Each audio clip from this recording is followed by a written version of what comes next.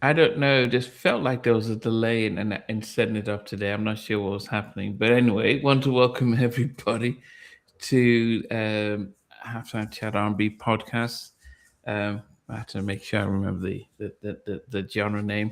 And as we review and talk about our favorite songs from Blackstreet's Another Level, the 1996 sophomore album from the group.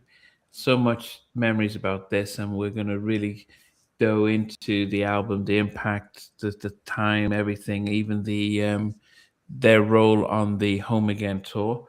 But before that, as always, let's introduce our lovely panel. I'll start with you, VJ. How are you doing?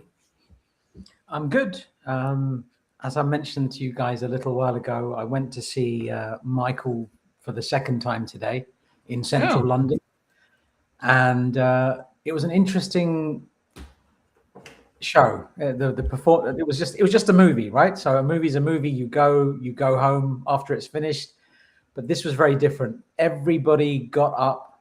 75-80% of the crowd got up every time there was a song that came on, went to the front of the auditorium, danced to the song. Everybody went nuts. Everybody was chanting Michael, Michael. It was it felt like there was a lot of hysteria around the show, and we felt a lot of love. And this is what life should be about: love, music, connecting with human beings, and just it was beautiful. I mean, I'm a big baby anyway. I had a tear walk through at some points in that, and I loved it. Very, very nice. I've just never experienced anything like that. So that's all I had to report. Nothing else really. Wow. okay. So, as a Tottenham fan, did has it been a good weekend as well? Relief more than anything else. I I would have got a lot of stick for about the next 5 years, I reckon, because If you had been relegated and Arsenal had won the Champions League. definitely. I mean, if we got relegated, we'd never have heard the end of it. They would have talked about it for years and years, and I would never have been allowed to forget it. But if they'd won the Champions League, they would have rubbed it in my face for the next 5 years. So I'm glad. I'm glad they lost. Sorry, relieved, and I can breathe a sigh of relief. And in London, they were just everywhere. There was a really a good parade, and I'm glad they got to celebrate their Premier League win. I hope they had a lot of fun there. Um, yeah, but Champions League, thank you. I'm good. Okay, okay. Stevie, how about you? How you doing? Good evening, all. How you all doing? Fantastic to be with yourselves, Namdi, VJ, Lorraine, and great to see you. All you viewers out there, great. I've had a good weekend. I did another vinyl search video yesterday. I went in one particular record store, and I'm stood at the counter, and I looked down, and there was a box on the floor of cassette tapes, and I'm like, wow. And I picked one particular tape out. Then I realised there was like 50 copies of this cassette tape, brand new, never been played. I don't know if you can see this. Won't show. Oh, From 1995. okay, that's There was a box, but I couldn't believe it. I thought, where's this box come from? Full of cassette tape, R. Kelly cassette tapes, unplayed. yeah. But anyway, the guys in there were very kind because they know I spend a bit of money in there. They go, oh, just take a couple of copies, Steve. Would you take a couple of copies? So yeah, I was there, and I will be giving a copy to an unnamed good friend of mine one day, so he'll get a copy as well. But yeah, good evening all. Hope you're all right. But yeah, I could get some more copies of it. I shouldn't say that because everybody will want a copy, won't they? You know what I mean? Just They keep quiet. want to welcome you, last exit to Brooklyn, J Hart. Welcome, Derek from Minneapolis. Welcome. Yes, before we get to you, Lorena, Foster Silvers, one of the youngest from the Silver family, passed away yesterday. Condolences to the family. Also, last exit to Brooklyn says, "You'll never sing that. You never sing that. You're Champions. champion." It goes like this. It goes, you'll never sing that. You'll never sing that. Champions of Europe, you'll never sing that. Okay. So, So I was singing that a lot yesterday, but yeah. Okay. And I'm not a good singer, as you obviously know now. Lorena's thinking, what's going on here? So we would call it a football chant, but for you guys across the Atlantic, it's called a soccer chant. So yes, but yes, Daryl, welcome as well. Before we get into Blackstreet's another level, Lorena, how have you been? What's been going on?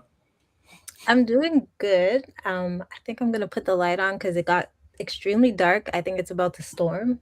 What? Yeah. What time is it? It's only 4:30, but Wow. they said like we're supposed to have a storm with like hail, so Oh, hopefully okay. that doesn't happen. She's from Canada, so yeah, they have Mounties on oxes, so that's how Cody gets out there. What do the Mounties ride? Do they drive horses or? It's horses. Oh, not the moose. They don't ride horse. They don't ride the moose. I thought they. Okay, Mm-mm, mm-mm. okay, yeah, okay. Wow. Namdi, I Outside, want to share something if I can. Whenever you're done, I wanted to share something. yeah. But outside that, Lorena, what else has been happening? How's your show and your guests and stuff?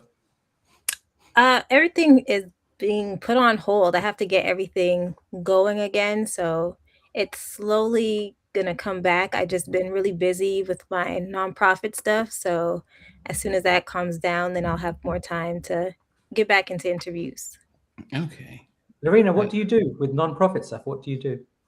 I basically help youth, like kids. So it's something I Wow. started, I would say like 10 years ago, I think.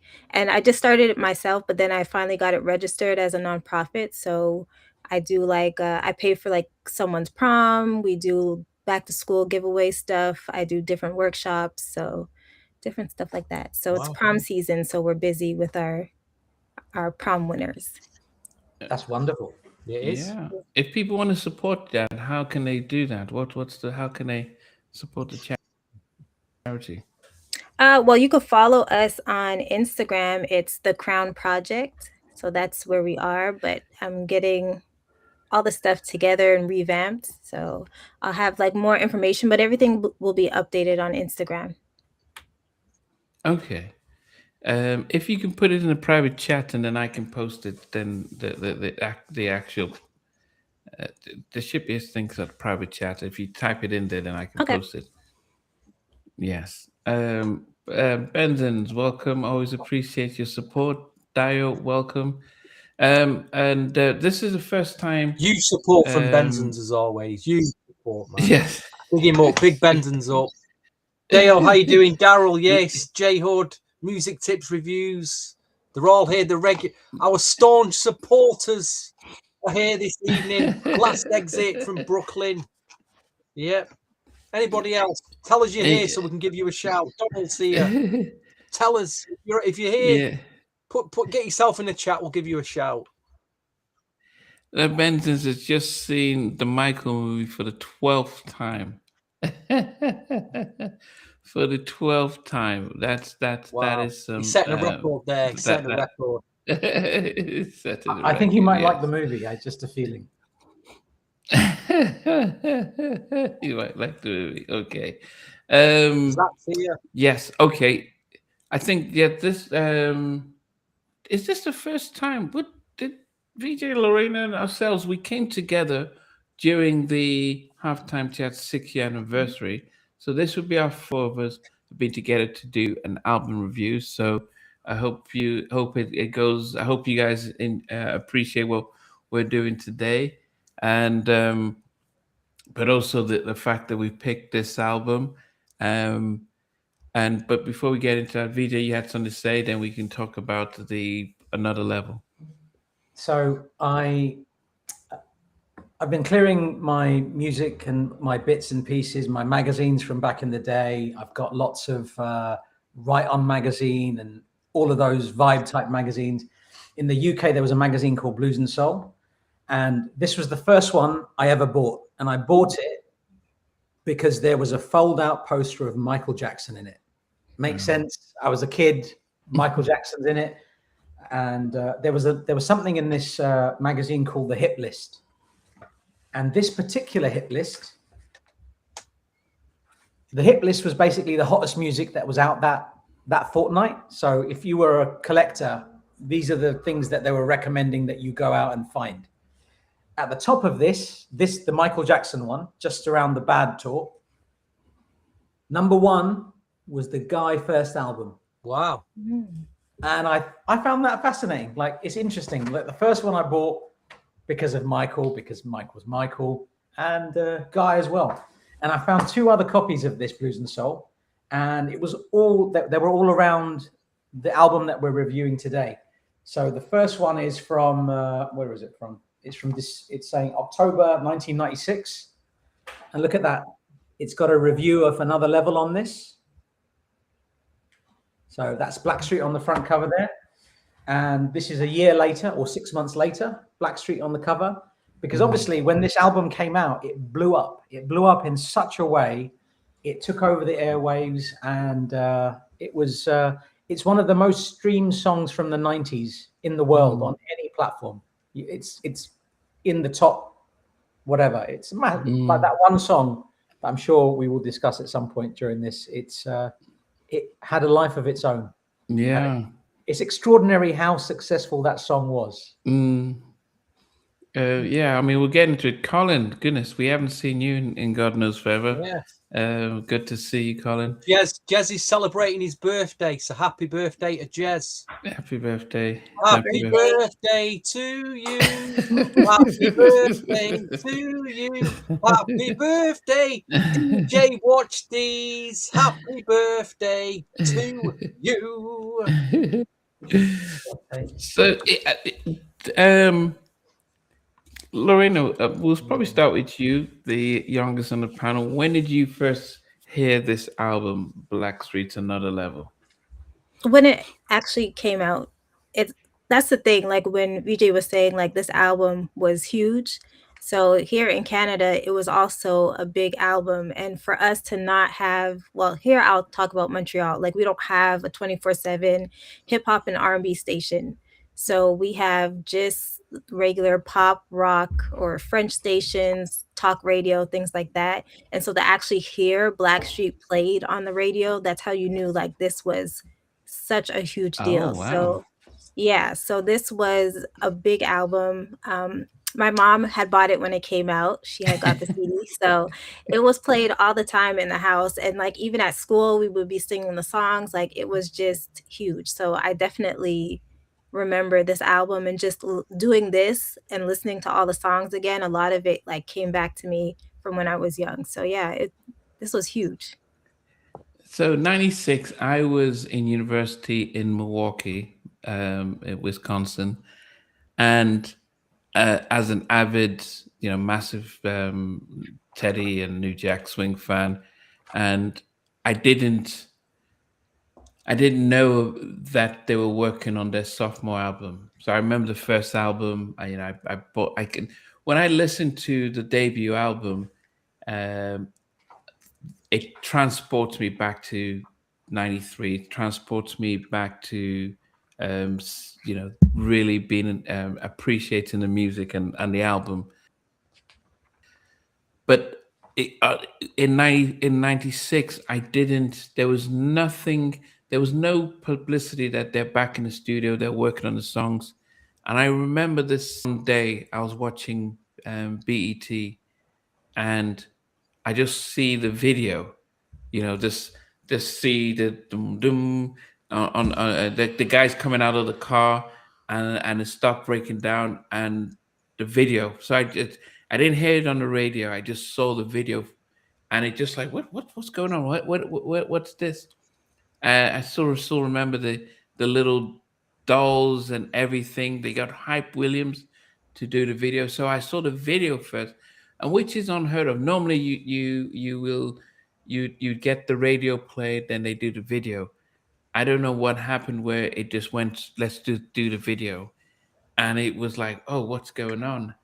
And but then I'm watching the video, and I'm like, oh, where's Levi? Where's Dave Hollister? What's going on? And if you notice in the video, you don't necessarily see Eric and Mark, because they're you see Teddy, you see Chauncey, so it's mostly the two of them, and you don't notice what's going on. And then I was surprised to hear that both Eric and both Levi and David left, and it's like, okay, what's going on? Um, I still remember all of that. And the final part before I move on to the rest of you guys is, as I said, I've been, for those who might not remember, I lived in the States for about 10 years. I was very much watching all these programs, and I'm very much into the Tonight Show. I was watching Jay Leno, and the Blackstreet come. So when a group goes big, when they go on to things like the Tonight Show with Jay Leno, and he says, "We want to we want to thank this group because they have knocked the Macarena off the #1 spot. No Diggity was the #1 Billboard 100. It knocked the Macarena off the top of the #1 chart. So this is not R&B chart. That's the biggest song in the country, and it was on there for 4 weeks, and it knocked the Macarena off the Billboard 100. And Jay just says, "Man, we the nation owes you a gratitude." And then for me as a fan, watching my favorite artist and group on the biggest shows and getting all that love. I mean, they were on MTV. They did an unplugged on MTV. That's how big they became in that moment. I mean, they were on, but if you watch MTV back in the day, they would be, when I think it was a December, and they sang "Never Gonna Let You Go." There, it was like a MTV away in the ski lodge, and there's Blackstreet sing. I mean, they got on mainstream pop, that kind of coverage, and there was no way and they were getting bigger. And to think that the album came out on the same day that New Edition's Home Again tour album came out. They both were released on the same day, and New Edition debuted higher than Blackstreet on that day. And New Edition was actually the bigger, because everyone was like, the return of New Edition, and Bobby is with there. So New Edition, but I used to read the charts every week, and New Edition debuted higher, but Blackstreet started to creep higher. New Edition came down, and New Edition were doing the black radio, but Blackstreet had the big pop radio, and they went on and sold over 4 million. But we'll talk about the Home Again tour and everything later. Miss Sevagnon, welcome. We haven't seen you in a while. Bonjour. I'm sure the streets of Paris are celebrating the Champions League victory. Yes. What was it like then, VJ, here in the UK, and then also Stevie? Because as I said, I'm telling you about what it was like being in the States at that time. I will mention that in a moment. I just wanted to say congratulations, Donald, on your team winning.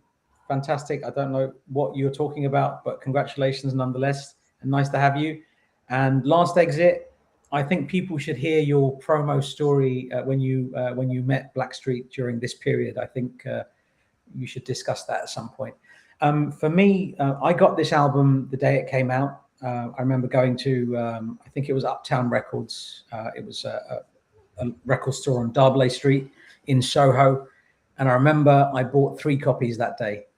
Don't ask me. You can only listen to one album at a time, but I bought 3 copies. 3 copies on the album. I was excited about this album. This was I really, really liked the first album, and the buzz was incredible. I mean, everybody, the promos that were selling in these record shops, and the DJs that were receiving the promos, there was a buzz around this particular project, because a lot of people felt that the first album hadn't really hit the mark that it should have. I mean, the first album is an incredible project, and it was a little bit more street, for want of a better word. This one felt a little bit polished, but the buzz was incredible. So yeah, I'm not surprised that it beat New Edition, because we were excited about the Home Again album, really excited. We were expecting the New Edition album around Word to the Mother, right? When BBD did that track. Yeah. Oh yeah, with Ralph and the other Bobby and Johnny, and then there was a long gap, and then this was it. New Edition are coming out, but that summer was all about Blackstreet. Let's be honest, it was massive. in the US, it was different. As I said, Lorena, how was it in Canada when New Edition, Home Again, because they had Hit Me Off? Was that again? You don't have black radio, but did you notice New Edition? Yeah, there was a show in Toronto. They had their music station called Much Music. So there was a show on Saturdays that would play black music, basically. So the video, I remember the video being played. I remember seeing it like I'd go to my grandmother's house like during the holidays or whatever. So I remember it playing like on BT, but it wasn't huge in Canada. Like it wasn't a big Mm. thing. Like I knew of the song and I liked the song, but I didn't know of that whole album. Like that was not on my radar. But also, you guys, I was 10, so Okay, yeah. that might also be why. So I was more influenced with what was playing in my house, and for sure, like we have the CD for Blackstreet, but New Edition, no. Okay, Stevie, what about you then? What was the? Did you notice about the both albums coming out on the same day? Was it one bigger than the other at the time? Tell you what, I'll tell you the story I've got. I was in Fat City Records, 1996, beginning of September. Fat City at the time was a big hip hop record store in Manchester. Sadly, not here it anymore. Mike Stevens was in there. He'd started working and he was selling promos to the R&B collectors like myself. And he had a copy in his bag. And I've never seen this 12-inch since. It was the Blackstreet promo, No Diggity. There was a sticker on it. I think it might have just been an album version, but I've never seen this promo again. And he played it for the first time in the shop. And I held my hands up. I didn't know what to make of it. The next day, I flew out to Orlando with two guys, Andy Mad Hatter and Darren, who were running a record label called Old English Records. And they were, I've kind of mentioned this story in the past, but we spent 2 weeks going around the US, trying to look for work for the record label to license some stuff. But we hired a car, put the radio stations on, and we heard 5 records on repeat all day. Payola radio. I keep using that word, payola. And it was Blackstreet, No Diggity. It was Shades, Tell Me. That one sampling, not LL Cool J. They want the track from the 80s. Which, Who Do You Love? What else? What else was big? Bernard Wright. Yeah, Bernard Wright. Aaliyah was being promoted. The first track from the album. KP and Envy, Swing My Way. That was I can't remember. And the fifth might have been an Outcast record. But the first record store we walked in, and I had £500 spending money for 2 weeks. And I can't, that didn't last long. Because the minute I walked in that record store, there was the New Edition album had just dropped, the Blackstreet album, and there was even that Mariah Carey CD single in there with Slipping Away on the B-side. So I'm just grabbing all these, and my guys like Steve, we'll be going a million of these record stores. They've got all these. You're spending your money now on the first day. Don't do it. Don't do it. And they were right because I ran out of money so quickly. But to get those albums on the first day, I mean, it's just unheard of, isn't it? Blackstreet, a New Edition. Crazy. So, yeah, I was very excited. Very, very excited to get both them albums. Stevie, you mentioned No Diggity with a sticker. I'm going to say you probably got that promo. Is that the one? That's probably it. That's probably the one, mate.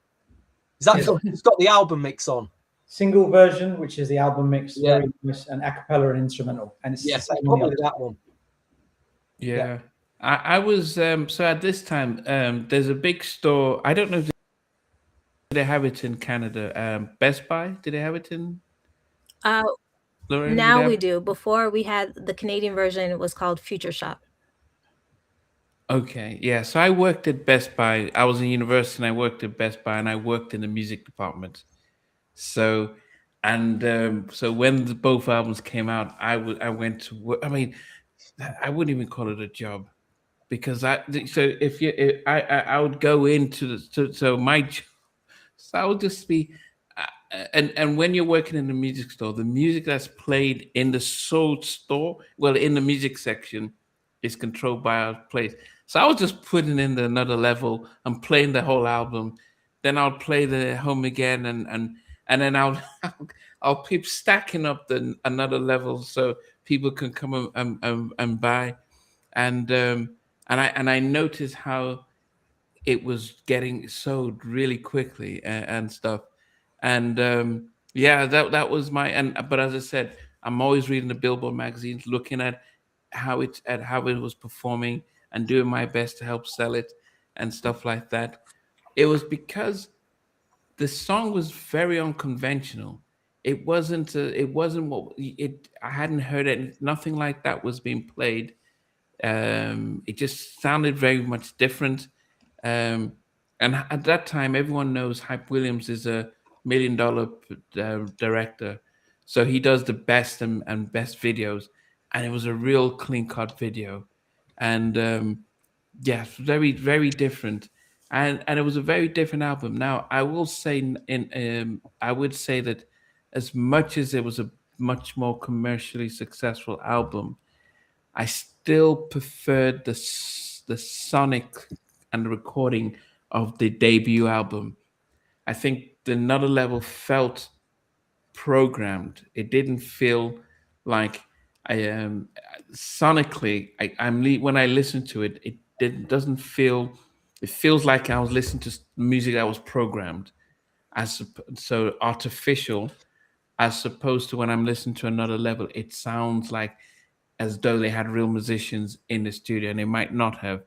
And I've shared this with John Marie, and Teddy upgraded his he went from Logic to something I don't know side.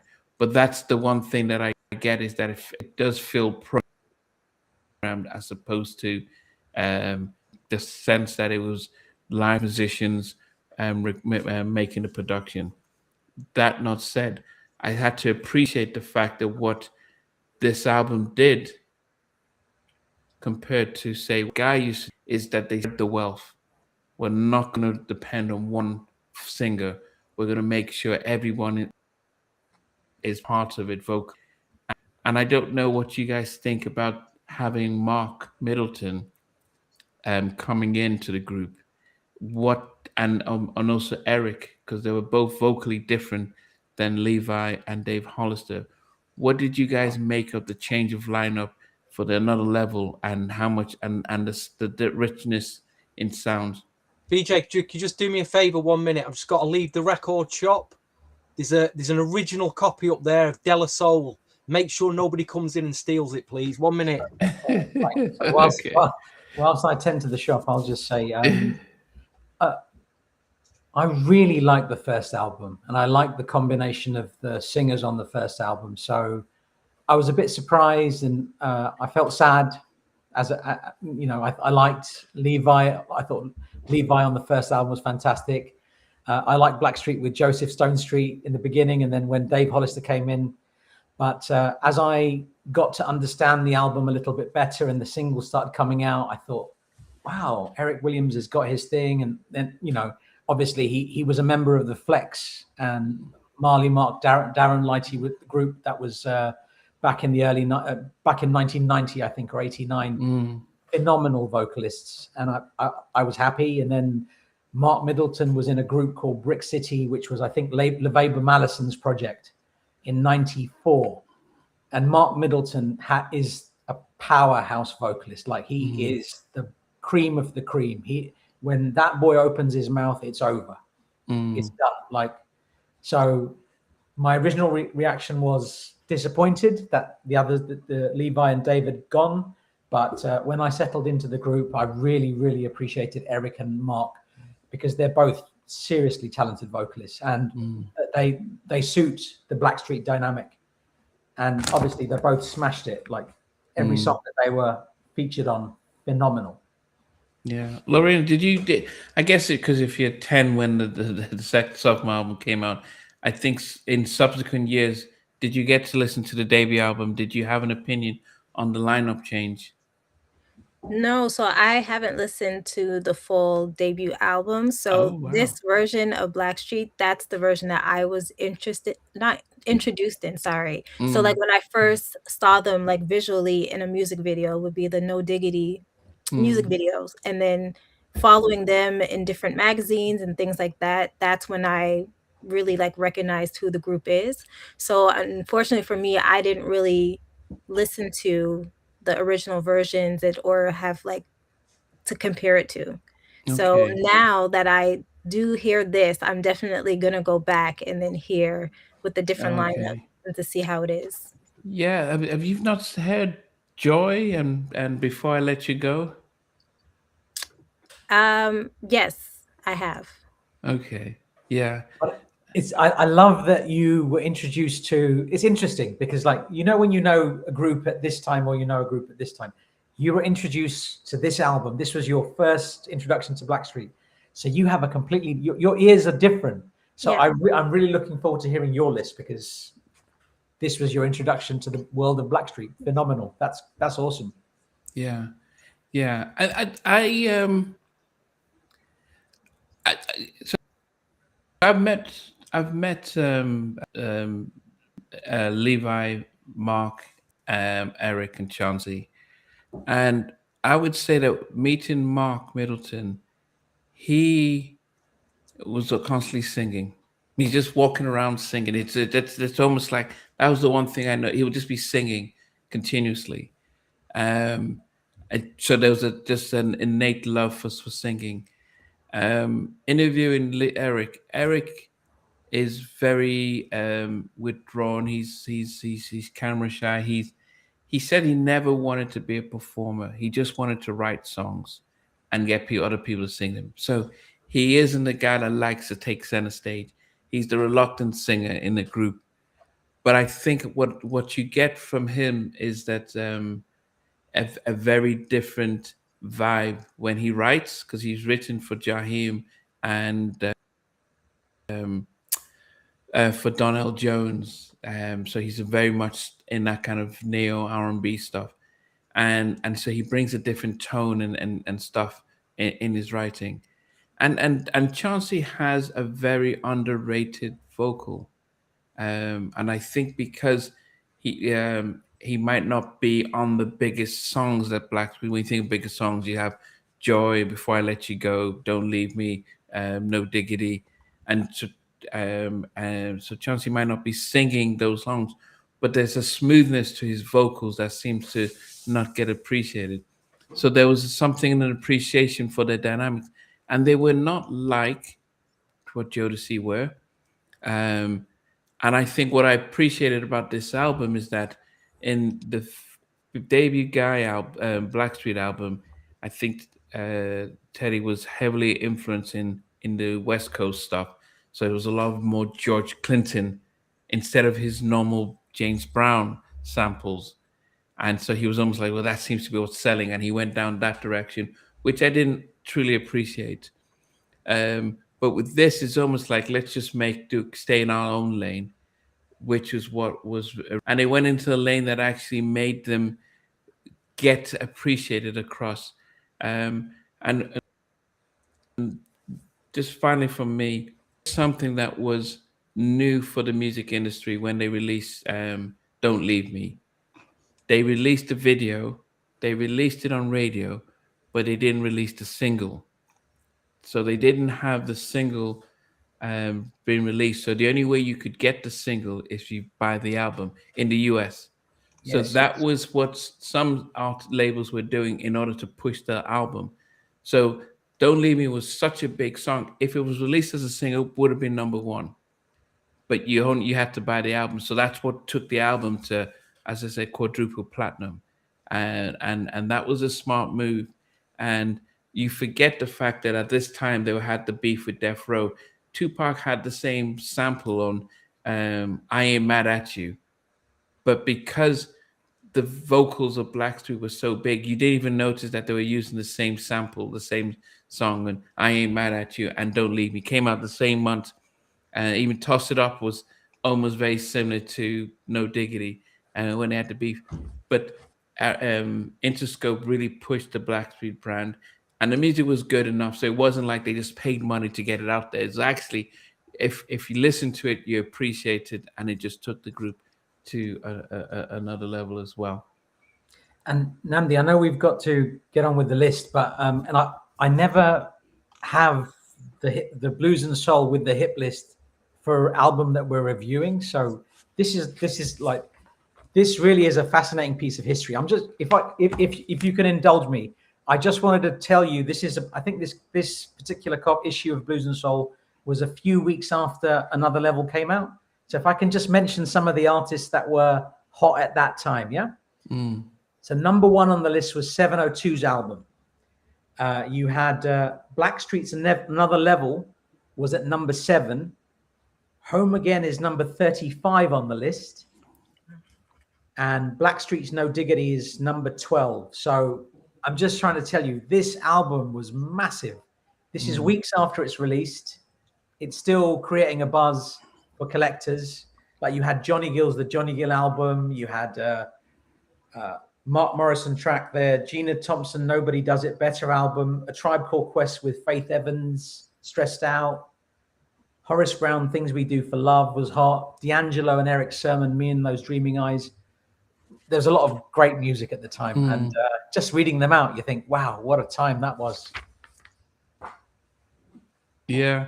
And the I don't know if they came to Canada. So New Edition headlined the Home Again tour. This was the first time that all 6 of them were going to be on the tour. And then the supporting act was Blackstreet. And then the opening, and then in some cities, Keith Sweat was on the tour. And the opening act was 702. And so for me, this was my, Michael Jackson moment, seeing New Edition and seeing Blackstreet. So they came to Milwaukee in '97, Home Again tour. The best concert I've ever been in my life. And we were told, Keith's not well, so he's not going to open up. So he didn't come. At that point, I didn't really care. 702 show up, and I told this to Mila. I'm like, who are these little kids singing up? There was, when you're coming in early, and then you've got you get the group singing. They're singing a song, and I hadn't, their song, Stilo hadn't really hit, and so I was like, okay, yeah, just waiting for the warm up. And then, of course, Blackstreet show up, and I said this to her because they did a big set, and this was like, man, look at Teddy, look at Blackstreet I was there singing and everything, and then at the the last song they sang was the No Diggity Billie Jean remix. So and then they're playing Billie Jean and they're doing the Michael Jackson stuff. So if you ever see their Unplugged, when they start to do, they start to do almost like the sort of the Jackson 5 stuff. And it was like, oh man, they only got an hour of them. Then of course New Edition comes out, and it's Bobby's set, it's BBD's set, it's Johnny Gill, it's Ralph. Then they do the old school, and then Johnny comes out and they do the Is It Isn't Love. Then they all come out to do that. They could have just toured on their own, but that was just an awesome experience and stuff. All right, I've spoken to them. I think of all the albums we've reviewed, this is probably, as I mentioned, I really studied this album, studied the era. I remember where I was, as I said, Best Buy out in downtown Milwaukee, pushing it and promoting it, and stuff like that. Tone Corell, it talks about the difference between Joseph Stonestreet. So we can touch quickly on that. I think there was a difference when we heard the first. I didn't realize that they switched Joseph Stonestreet to Dave Hollister when I got the album version. And I think that was the first lineup change, when Joseph Stonestreet sang Baby Be Mine. That felt really different. He vocally was very different, very strong. By the time they got to the album, Dave Hollister brought something different than what Joseph Stonestreet did. And I don't know the lineups, how it changed, the Another Level stuff. Anything to say about Stonestreet before we move on? Stonestreet was an incredible vocalist. Absolutely, what a talent. But Joseph Stonestreet, that's a much bigger conversation. Incredible vocalist, and rest in peace. That his version of Baby Be Mine is just magnificent. That's a perfect song. When you think of a song that doesn't need any messing around. You don't need a remix. It's just perfect. That was Joseph Stonestreet's version of Baby Be Mine. But I will say every single vocalist that has been in Blackstreet can pull their weight. Every single one. You go from Terrell Phillips, incredible on Finally. You talk about any of the vocalists on this album, on the first album, any of the ones that have worked with Teddy live, every single vocalist is a killer. So the one thing I will say about Blackstreet, they have the best vocalists. They just, they've always hit the nail on the head. Okay. All right. So let us get into this. So there was 19 sort of tracks on there. One of the things I wanted to talk about is track 14, the Blackstreet Radio. Blackstreet coming on. What was it? Blackstreet's. I can't remember how he goes now. Blackstreet's coming with Morris Baxter. Aha! I thought it was a really good spot, a really good sort of interlude where somebody said, "Yo, Teddy, what's up with the guy thing?" I thought it was really smart the way he answered it. Like, this is where I'm at. It was not that smart, not that considering where he got it from, the whole thing.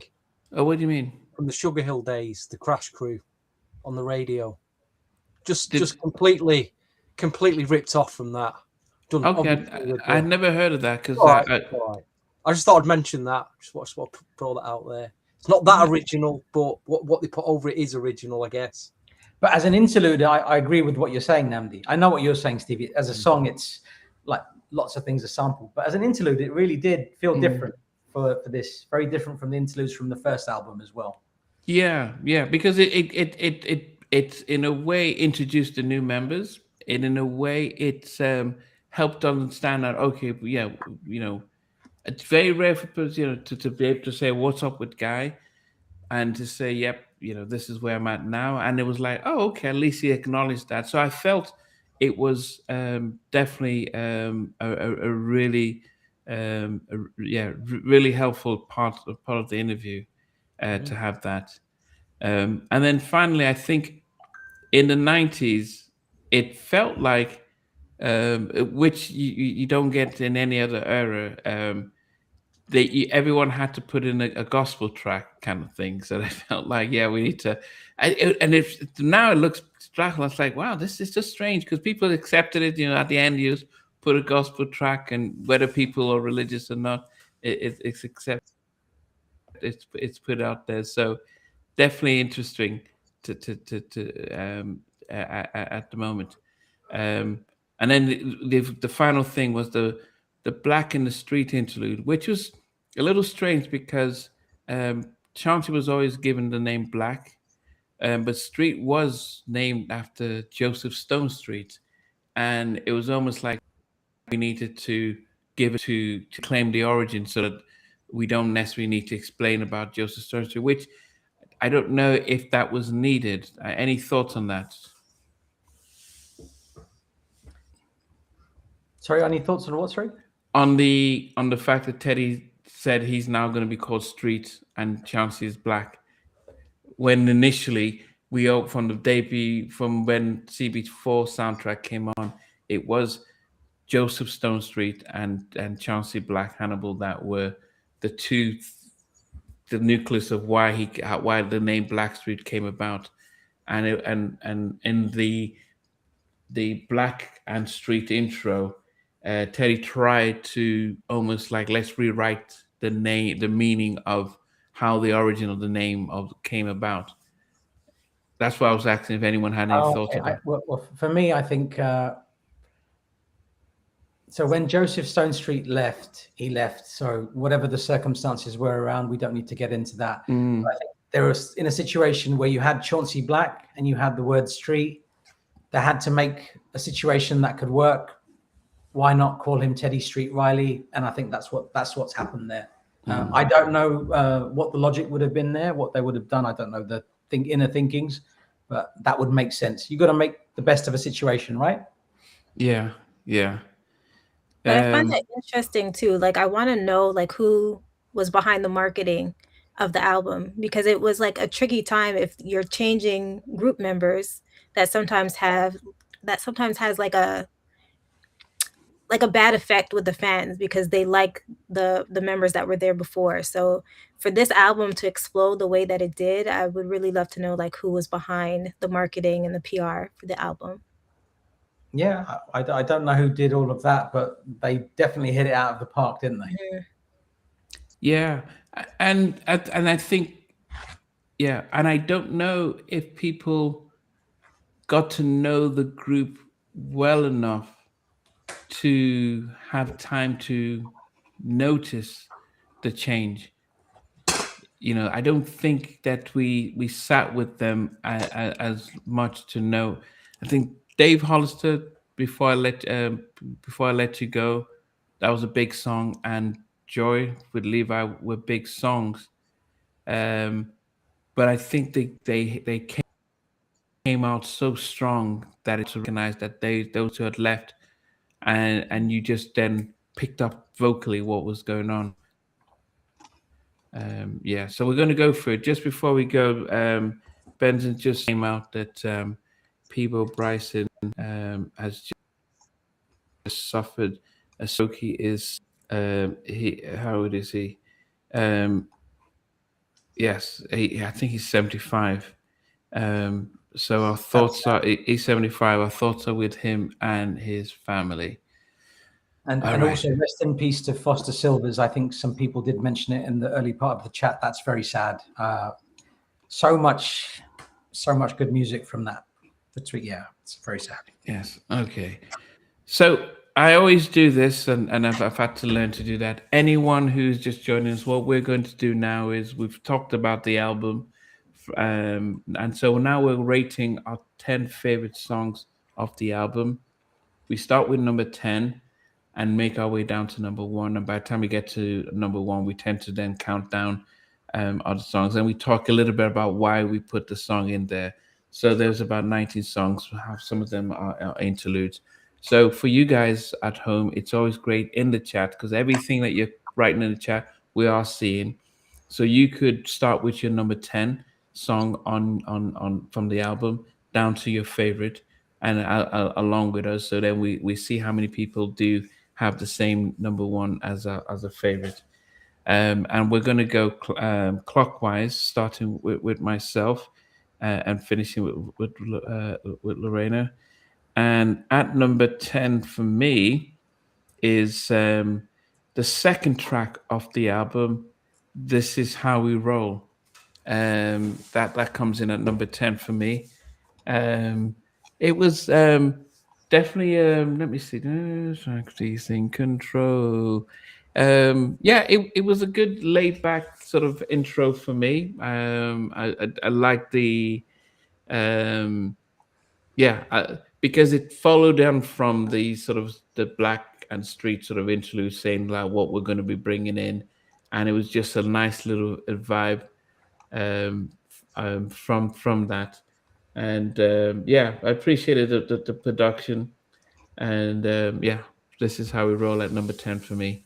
I think the reason why we're just doing top 10, I think there'll probably be 14 songs on there, but it then helps understand that it helps to know, it keeps us a suspense as to what's number 1.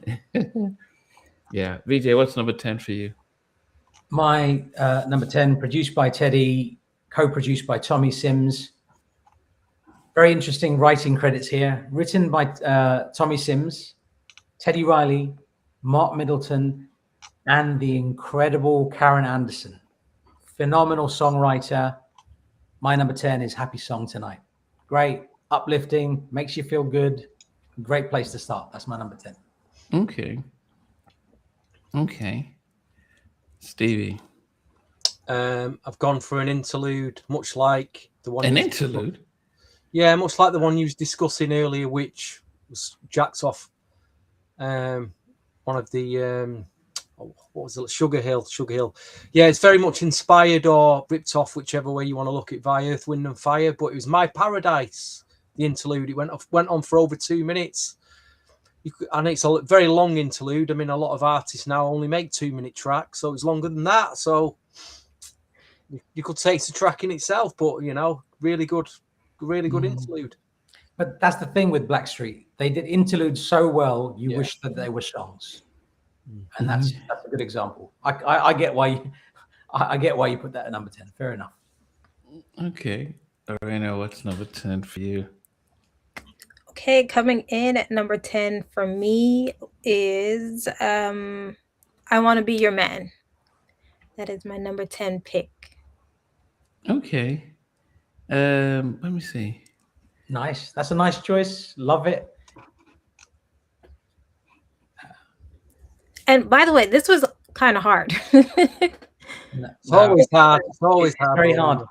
And I'm only sharing this because it didn't make my top 10. But I Want to Be Your Man was co-produced by Spragg Dougie Williams, and his contribution on that song it's lovely. It's really lovely. Great choice, Lorena. Yeah. Waiting for baby, baby, baby. I wanna. Okay. Yeah. Okay. Andy, you should sing the whole song, man. We're here for it, man. We're here for it. Whatever you want, I'll give it to you. That is my number 9. I'll give it to you. Let me try and remember. It's strange because I've listened to it, picked up my stuff. Sherry Blair did a lot of writing on this album as well. I think, as I said, I do wonder sonically. There was something that I just didn't like sonically about if it was. So I think one of why there's something about the production of the Bobby album that felt more authentic to me. And there's a difference in sonic, the sounding of this album compared to, say, the 7 tracks he did on the Bobby album. And so that's always the thing about me. And I do wonder if they had recorded this the same time, or even when they did the Blackstreet album, if I would have appreciated some of these songs a little bit better. But yes, so my number 9 is, as I mentioned, is I'll give it to you. Nice. My number 9 samples DeBarge, The Lord Is Real from '83. It's the gospel track that you just mentioned. The Lord Is Real, Time Will Reveal. But the vocalists on this list is just crazy. It's just crazy. You've got Karen Anderson. We mentioned her as a songwriter. Fantastic voice. You've got Ilan. You've got Beverly Crowder. Incredible vocalist. At the time of this album, her name was Lamenga Ford. She became Lamenga Caffey shortly after that. So I believe she got married. You had Shannon Cooper. But the most interesting thing about this whole album for me is the fact that Daryl Deezo Adams is a vocalist on this song. Absolutely powerhouse vocalist. But the combination of all those vocalists really makes this song work. So that's my number 9, sorry. Okay. Stevie. I've gone for I Want to Be Your Man. Again, another inspired by Roger and Zapp. Just a nice song. Nice track to put at the top end of my chart. Okay. Lorena. So number 9, I have to agree with VJ. I put The Lord Is Real, Time Will Reveal. I think you don't have a classic 90s R&B album if you don't have a gospel track in there. And I actually thought it was really well done. So I really liked how they put it together. I feel like Teddy was on his Kirk Franklin in the song too. But yeah, I really enjoyed it. So it's made it in my top 10 at number 9. Okay. We're moving quickly along. For a long time, at this number 8,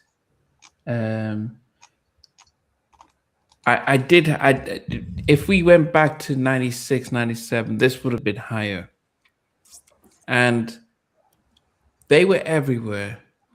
So as I mentioned, I was such a massive Blackstreet fan, and I remember watching them on MTV, and it was around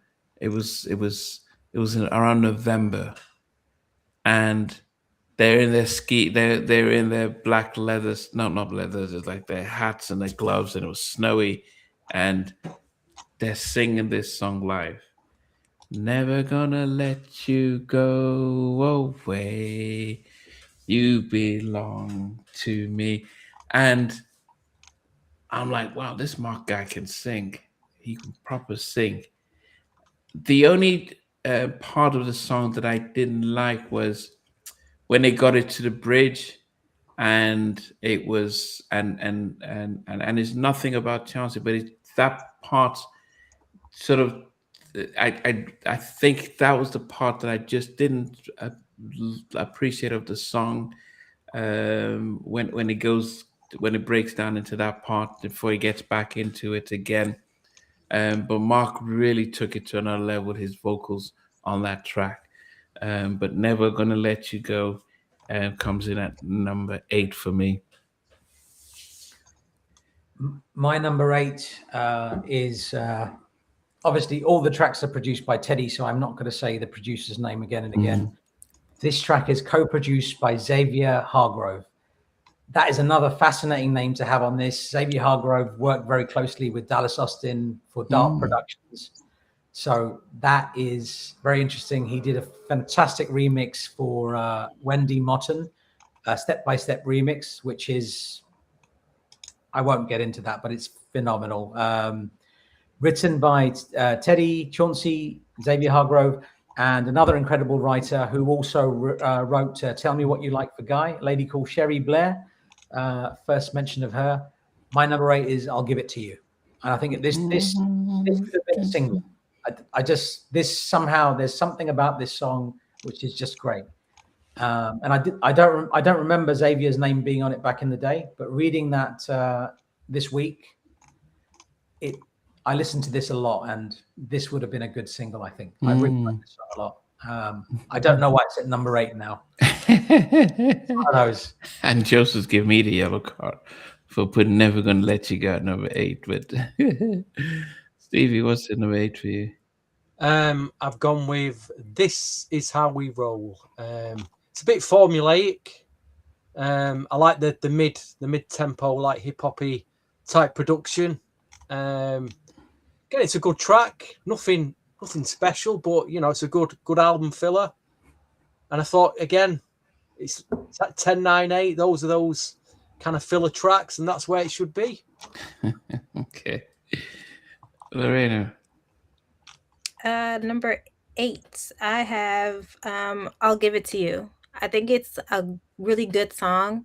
So that's why I have it in my top 10. I just felt like there's other songs that were like really, really good. So it comes in at number 8. I think you're copying my list, Lorena. I think so. That's 2 in a row. That's 2 in a row. I'm just saying. Okay. So yeah. Hope you guys are. So we're getting on to number 7 right now, and yes, I remember, you know, when you listening to the album, and then you notice that yes, they are bringing in different. So in the 90s, 2 things that you normally get. You normally will get a gospel track, and you generally get a Stevie cover. it felt like the thing you had to do, and that was the Stevie cover was ever since Jodeci did Lately. Everyone wanted to get a piece of that success, so everyone started. And then you had Intro, who did Rhythm in the Sky, so that became okay. Put in a Stevie track, but the other part was putting in either gospel or inspirational track, led to the Barge meets Blackstreet, and the Lord Is Real, and it starts off almost as if they're just covering the song word for word, and then they Mark just goes back to church. Now, I don't know if you guys knew this, but he went to the same church with Stanley Brown, and they grew up together. Mark Who went to Middleton. church? Did that? Is that right? Yeah, Mark Middleton and Stanley Brown. So when I interviewed Stanley, he says, "Yeah, Mark Middleton was in our choir when I was a kid." And then when I met Mark, he says, "Yeah. Say hi to Stanley. Yeah, we were singing together." And Aaron Hall was also in the same church in the same choir. So you can see the pedigree of Mark Middleton from back in the day. But yes, you talk about Kirk Franklin imitation, but I didn't appreciate the song as much because when it's on track 19, it's almost like, oh, you've gone through and it's at the end, but it made sense at the end because this is like the goodbye track. But sometimes you don't appreciate it when it's so far back at the end, and so the Lord is real time we reveal. And Elder Barge gave it his thumbs up, said it definitely did a good job of that, and appreciated it as well. That's number 7 for me. I've just imagined an entire new reality. Can you imagine if Stanley Brown and Mark Middleton and Aaron Hall recorded stuff together? That is a killer combo. Like Stanley Brown is a producer. He doesn't need anybody's help. He can do his thing. Aaron can sing his socks off. Mark can sing his socks off. That would have been 2 great projects. I can imagine like a Stanley Brown produced Aaron Hall album and a Stanley Brown produced Mark Middleton album. I think that would be quite cool. That's interesting though. They were at the same church. Wow. Yeah, they grew up together. But I guess one of the things that you start thinking about is back in the day, 80s and 90s, the bulk of the R&B talent came out from the church, and they it just shows you that it wasn't that there was a lack of singers, but it was the fact that you could have your pick, but you had to have something different to take you to the next level. So they all could sing vocally, to how much talent there was. Somebody mentioned how many other kids were like Michael back in the day. But if Joseph hadn't worked hard, would we ever know? Would we have ever seen that? So just imagine how much talent there was back in the day. Yeah. All right. So, VJ, what's number 7? My 7 contains elements of the staple singers. Let's Do It Again from 75. Produced by Teddy, co-produced by Chauncey, written by Teddy, Chauncey, Sherry Blair, and Markel Riley. I think this song should have been a single as well, because I think Chauncey absolutely nails this song. I know people have mentioned it already in the lists in the chat. I think Good Loving would have been a very, very good singer. I just don't know what it is about this song. You listen to the production, Chauncey, the way the vocal tone fits the production, it just fits. And I think this would have been great as a single. And I've just said 2 songs that should have been singles. I know you can't have everything as a single, but I think Good Loving would have worked. That's my number 7. Good to live it in the day. It's okay. Good. Okay. Stevie. The ballad "Let's Stay in Love" is number 7 for me. Just a nice ballad. Nice vocals. I wouldn't say it could have been a single, but again, it's just a nice, solid album filler. Let's stay together. Let's stay in love. Okay. And okay. Lorena. Number 7, I have Never Gonna Let You Go at number 7. Never Gonna Let. Okay. Did you ever see the performance live? No, I haven't. Yeah, if you search "Never Gonna Let You Go" MTV, yeah, they were singing it. I'm watching it, and I'm really proud of, man, these guys are on MTV. I mean, it's MTV is not the same as it was back then, but you had your BET, you're on Video Soul or 1 and 6 and Park, and then if you get onto TRL, that's it's like getting on BBC One, getting on the Kiss radio. You they're allowing you in a pop space because they want to give you access to the white kids who have money, and there's a massive difference that Blackstreet were given that space where they could be on. They were celebrated on MTV, and then given the opportunity to do an unplugged.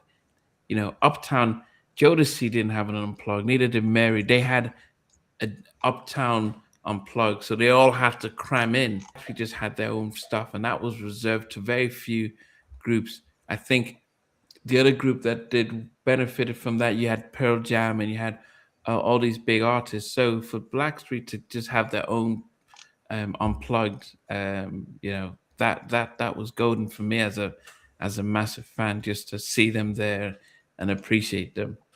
But they deserve that. You got to remember they deserve that. Like this album, the two songs you mentioned that "Don't Leave Me" wasn't released in America, which made propped up the sales, and "No Diggity." Those two songs alone, they were stratospheric. That took this album to a different level.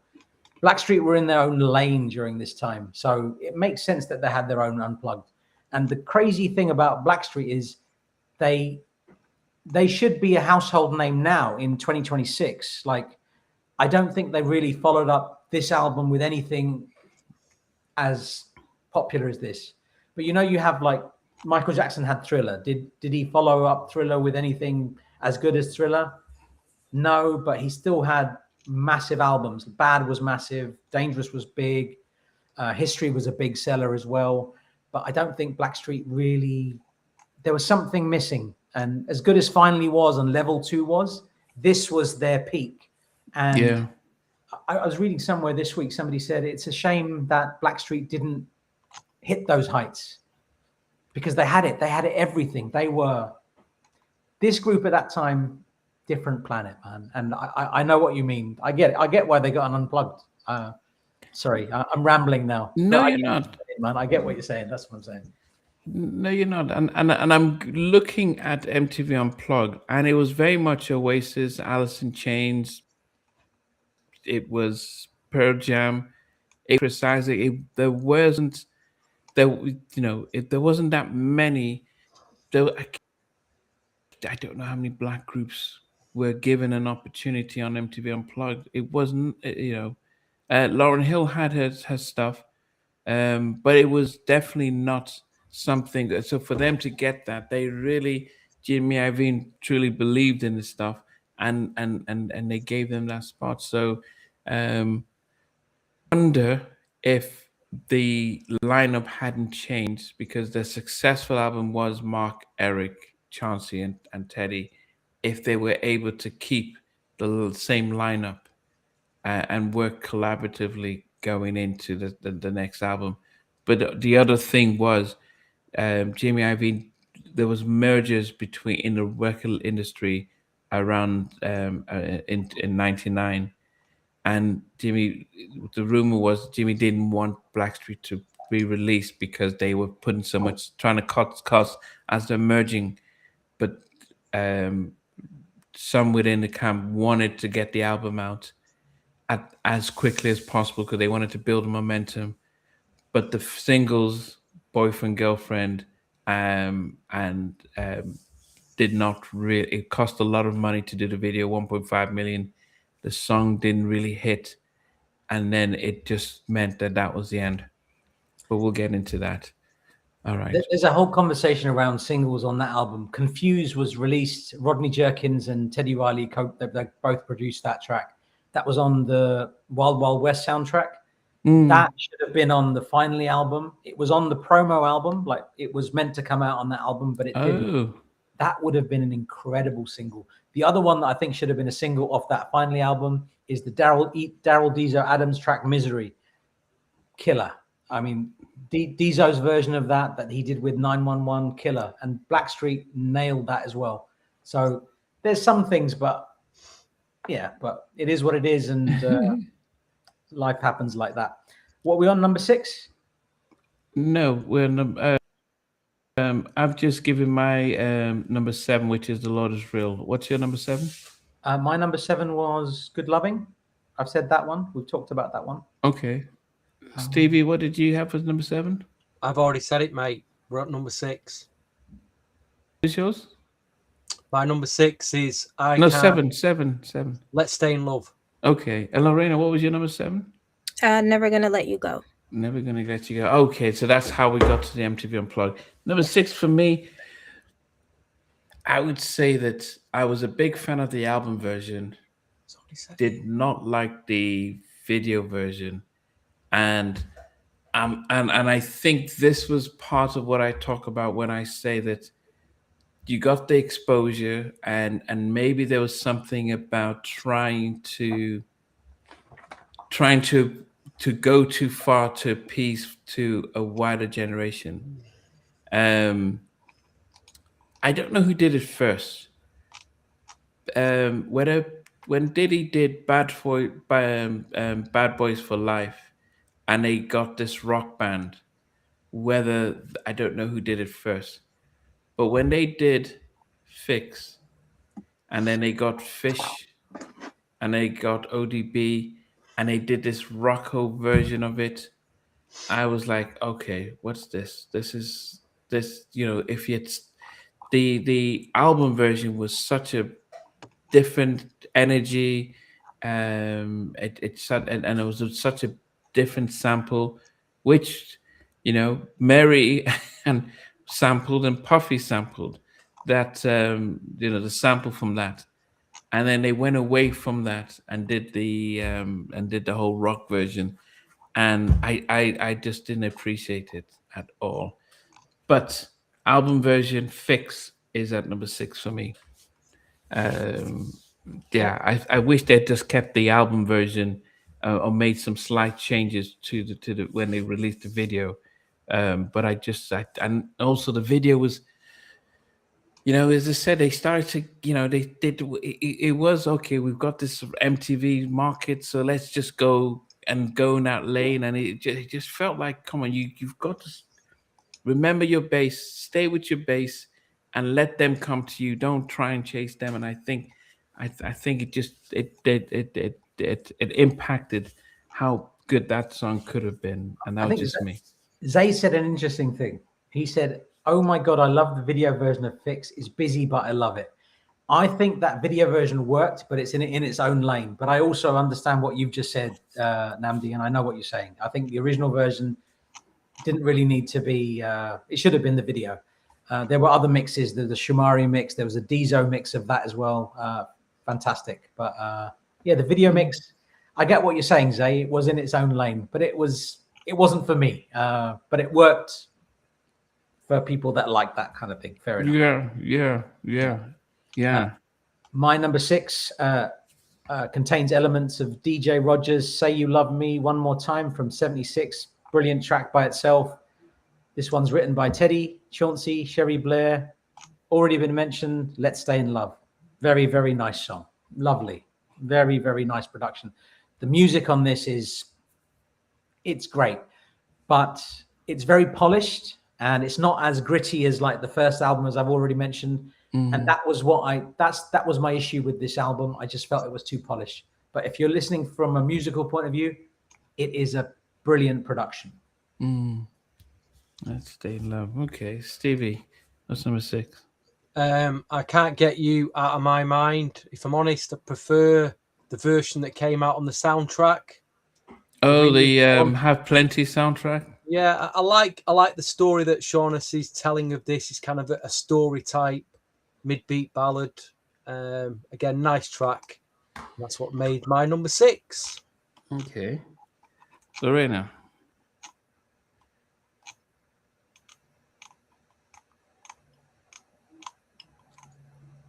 I can't hear you. Sorry, I was on mute. Number 6 is I Can't Get You Out of My Mind. So same as Stevie, that's what I have at number 6. Thank God you're Okay, not upping my list anymore. Thank you. So, that's good. We're back on track. I'm good now. Yes, we're back. Now I'm copying Stevie. Okay. Why did you put it that? Because did it not sound different from what else? Not much. Like it didn't sound totally out of place. I actually really like the song, but yeah, it just when I was putting everything together, when I was making like my playlist of the album, it was always in that area of like 5 and 6 placements. Okay. So we're down to the top 5. Number 5 for me was a song that I think if I was part of either managing the group or part of Interscope, I would have said, "Let's release this track." And it was but I probably would have had to have lived in the UK first, and then I could have seen the potential of this track. When I listen to this song, it gives me and in the US, sometimes you have to have a track that says Christmas, but Christmas songs do not do as well in the US as they do here. Mariah's changed that, but it's not like here where they're constantly playing all the other songs. And this happy song, when I listen to it, it gives me the vibe of Christmas. And I had this concept in my head that if I had done this, I would have released it around November. I would have had them, almost prepared for Christmas. So let's take this record off the shelf tonight.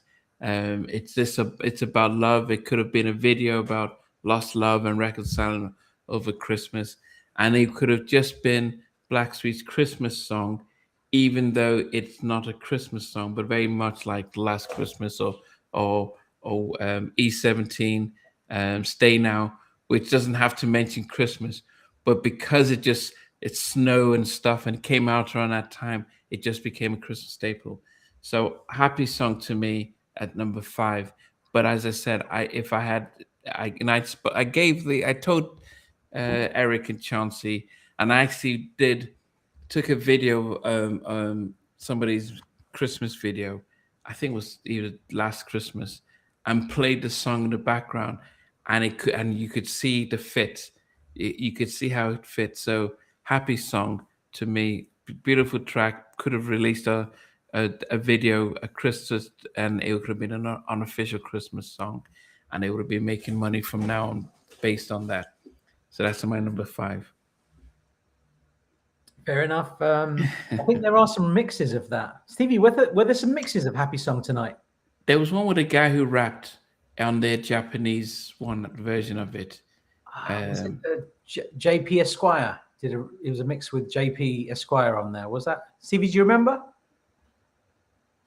I can't hear you. You're on mute as well. What's going on? What you guys putting your stuff on mute?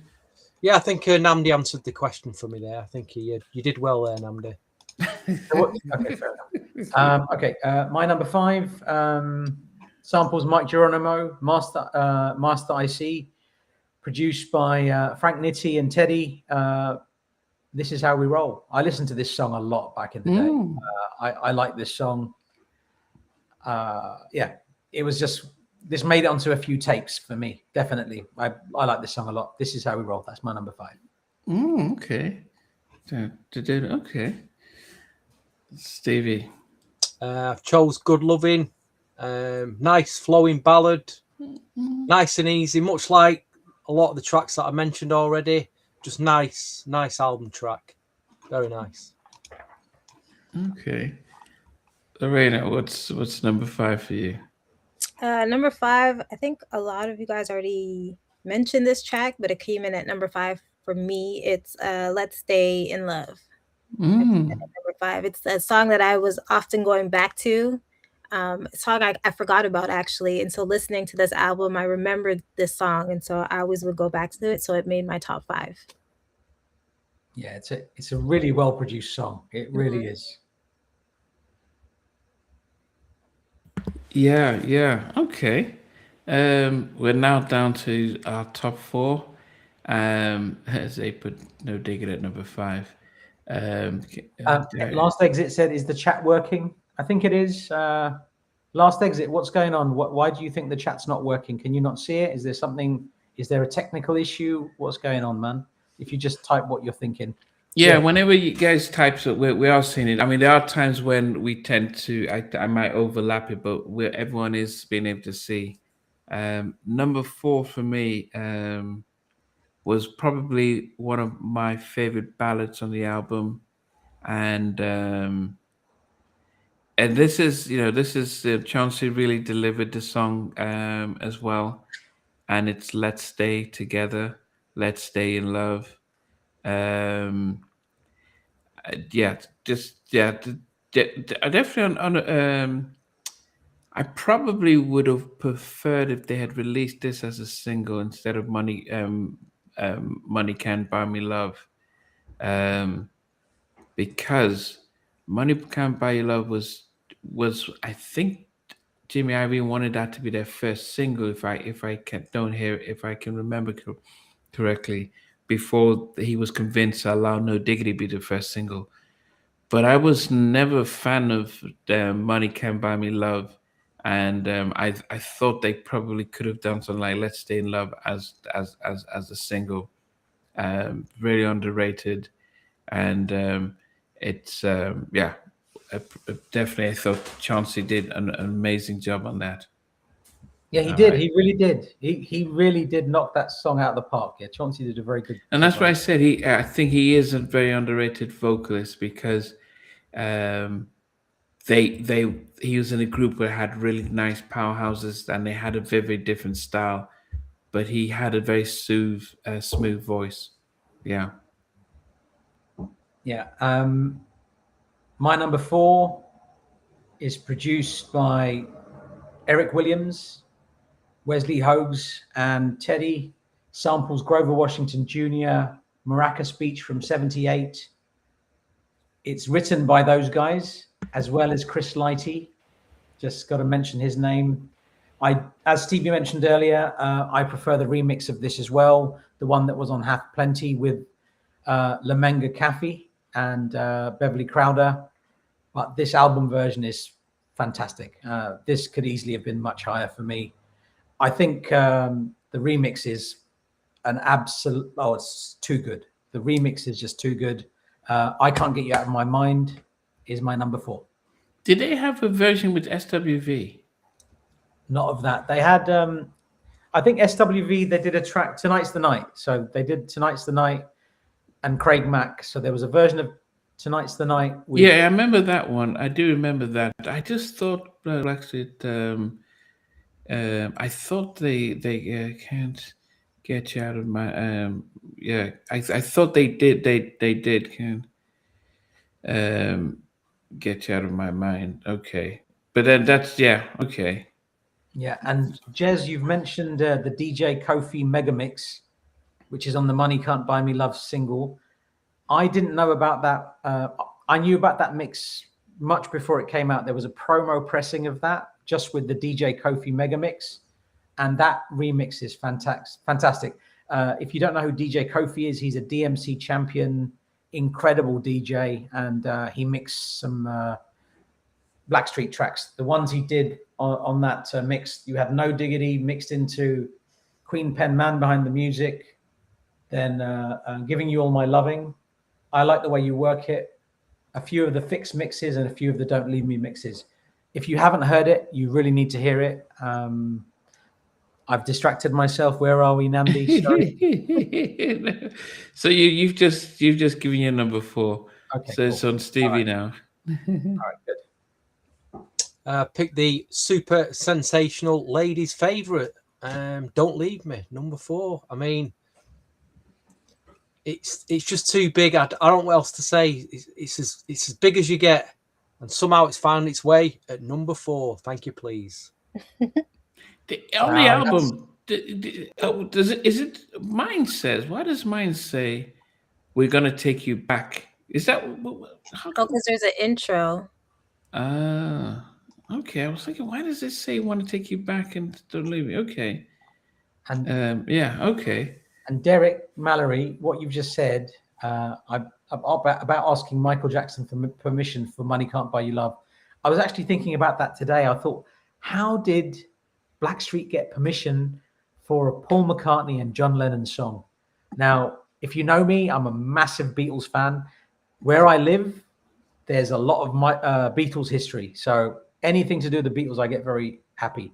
And obviously, I like Blackstreet a lot as well. So Blackstreet and the Beatles combination was a bit of a mad one for me.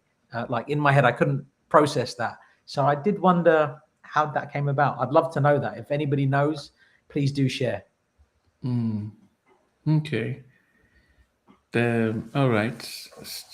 Oh goodness, Stevie has said his number 4. Lorena, what was your number 4? Number 4 is Good Loving came in at number 4. Wow, Yeah. that high up. I'm glad it's high up. Because, that's the song I've listened to most this week. There's something about that song. I don't know what it is. Oh, it's good. Yeah, it's good. It's nice. Very nice. I know a lot of people in the chat had it at like number 9, but I don't know. I really like this song. So I put it at number 4. I feel like, of course, there's some bigger tracks that did a lot for like R&B itself, but this on the record, I thought it was really good. Wow. Sure. Okay. It didn't make my top 10. That's why I'm surprised. Wow.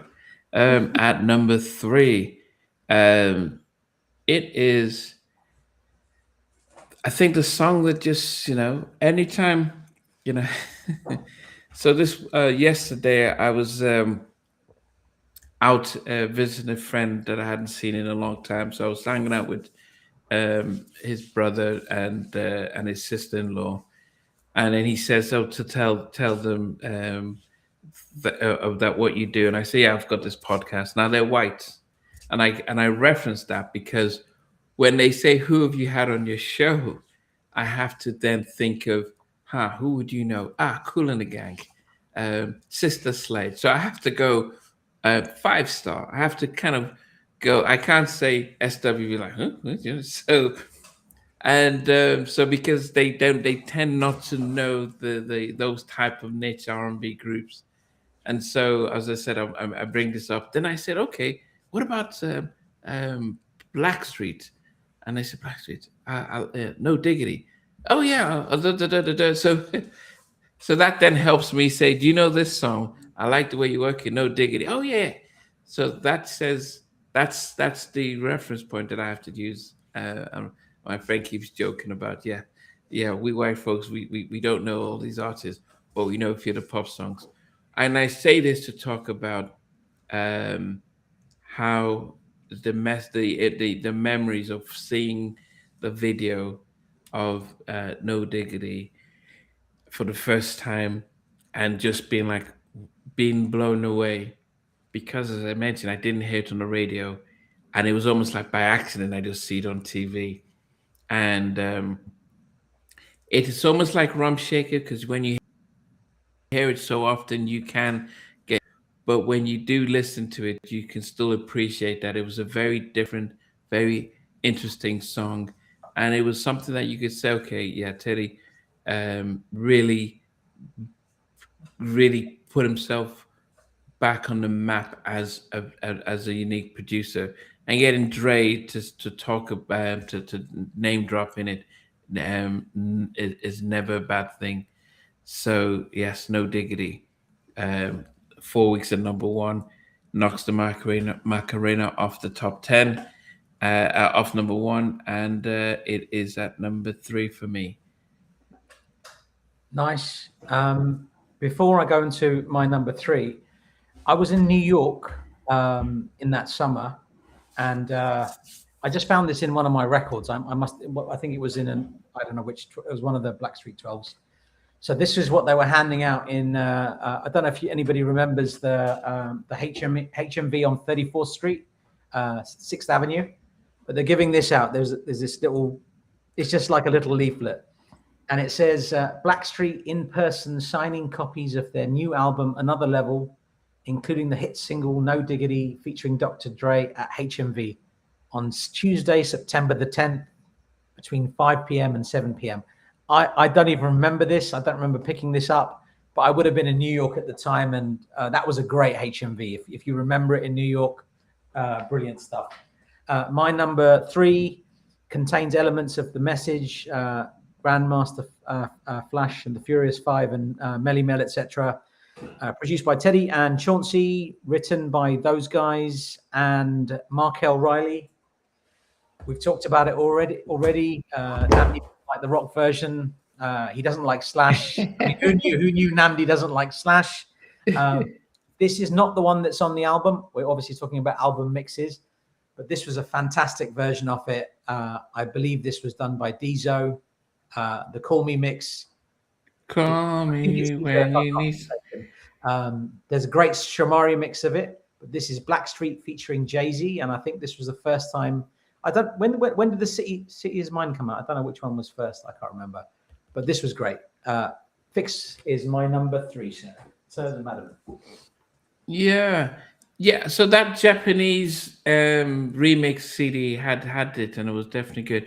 And I just remember just one thing around the Blackstreet No Diggity stuff. Lorena, have you heard the Billie Jean Blackstreet remix? No Diggity remix. I don't know if I did. I'm taking notes so that I could go back and listen and watch these things. I feel like I have so much more to learn about this album. So I have to go back. I'm not sure. If you go onto YouTube and type in Billie Jean No Diggity, and it's Blackstreet. So Chauncey is singing Billie Jean, but it's the No Diggity remix version of it. So if you got the maxi single, which I'm sure you guys did, it was there, and it was really. I wish they had put that as a single, Billie Jean No Diggity remix. I think that would have just been an amazing single as well. So yeah, but anyway, Stevie, what's number 3? No Diggity. It's only made it to number 3 for me. Yeah, but you said, what was it like when that came out in the UK? Did it? As I kept talking about how to get onto the Billboard 100, that's a massive thing. Not just the R&B charts, but what was that like when it came out in the UK? Yeah, it's big. It's a big record, Namdi. The biggest. It was big. This is that song. Like, you're talking about the US because you were there at the time, but this song was massive. It makes total sense that this obliterated all competition. There was nobody even close to Blackstreet in 1996 when this came out. Wow. It was a big song. And there was some. And I was going to say about the hit list, you mentioned No Diggity, right? So in the hit list, I thought this was interesting. And I keep going back to this list because this list is so cool. So Blackstreet's No Diggity is at number 12 on this list. Number 13 is Machiavelli, Toss It Up. How cool is that? I love that. It's the same damn song, isn't it? Was No Diggity like on Top of the Pops and played on Radio 1? That's what I'm wondering, if it made it to the sort of the popular side. I don't remember seeing it on Top of the Pops. I wouldn't be surprised if they did. 96, 97 was a busy time. I was all over. Okay, on Top of the Pops. I might have missed it. Okay. I don't remember it, but it would make sense that they were on Top of the Pops. This, must have been. DJ O'Day says that the No Diggity Das Effect remix. Have you heard that one? Yes, there's a remix of No Diggity with Das Effects. It's called. There's one of the versions. It's called Das Diggity Radio, and there's another one which samples Michael. It's not samples. It's like they've recreated Billie Jean, so that's called the Billie Jean Das Radio remix. So it's Billie Jean and Das Effects together with Fix. There's a lot going on there, but they weren't bad remixes. They're pretty cool. Okay. Lorena, what's number 3 for you? Number 3. Sorry, VJ, we're back on the same wavelength. I put Fix as number 3. I listened to that song a lot when it came out. I remember that song being played a lot in my household and with everybody. So yeah, that definitely comes in at number 3 for me. Were you into the video version or the album version? I like the album version better, but I didn't mind the video version.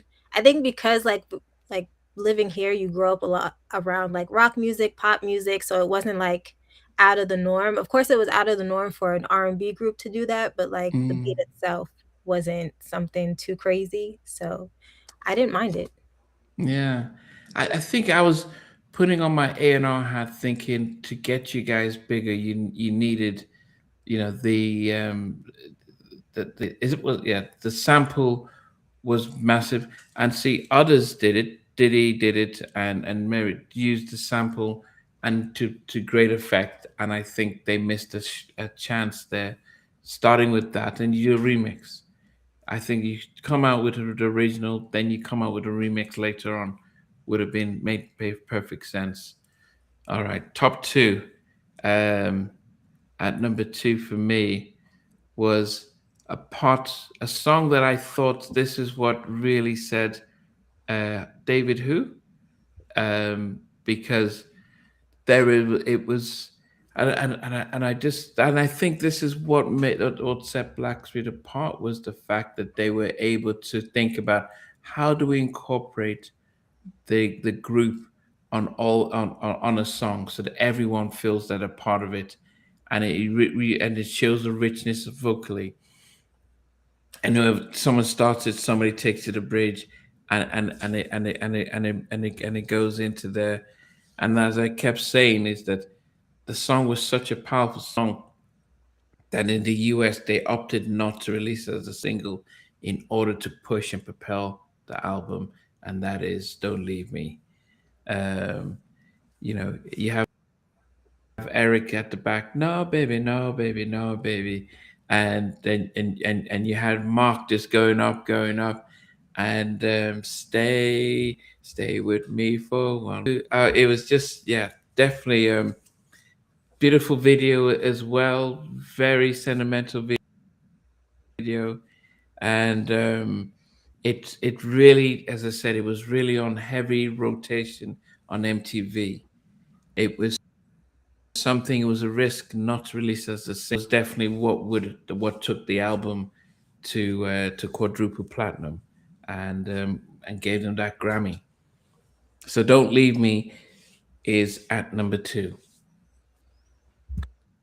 My number two, Last Exit. You mentioned a song a little while ago, and you said Guy could have done this song, and I'm going to say something about that in a moment. So this was sampled in 11 songs. Samples DeBarge's "A Dream" from '83. It also contains elements of Guy "Goodbye Love." It also contains elements of Blackstreet "Physical Thing" from '93. Ever so slightly, just little bits, produced by Teddy Riley and Bink Carell. The writing credits are Bink, Teddy, Chauncey, and the incredible Karen Anderson. I was at a show in New York at the Harlem Apollo, and it's a big show. Doesn't matter what the show was. Met Karen Anderson outside and had a chat with her, and I said, I just need to shake your hand. You were a co-writer on this song. And the song I'm talking about is obviously "Don't Leave Me." Phenomenal song. When this came out, it was everything. And there's a remix of that song, which it's called the "Goodbye Love" remix. So it takes the music from "Goodbye Love" from Guy's first album, and it puts it over the top of "Don't Leave Me." And 2 years later, on the Japanese release of Guy 3, they did the opposite. So they had the Guy 3 tracks. You would know what they are. Then at the end of that album, they had a track called "Goodbye Love, Don't Leave Me" remix. So it's the Guy track. It has pronounced vocals by Tammy Lucas. You can hear Tammy Lucas more clearly on that version. And then on top of that, you've got the remix that was used for "Don't Leave Me" 2 years before, that instrumentation was put on top of it, and it's Aaron singing it, and it is absolutely insane. So if you don't know it, now you do. Go and listen to it. Find it on YouTube. It is a killer. So that was for you. Last Exit, you mentioned something. And is it Chuck Wama?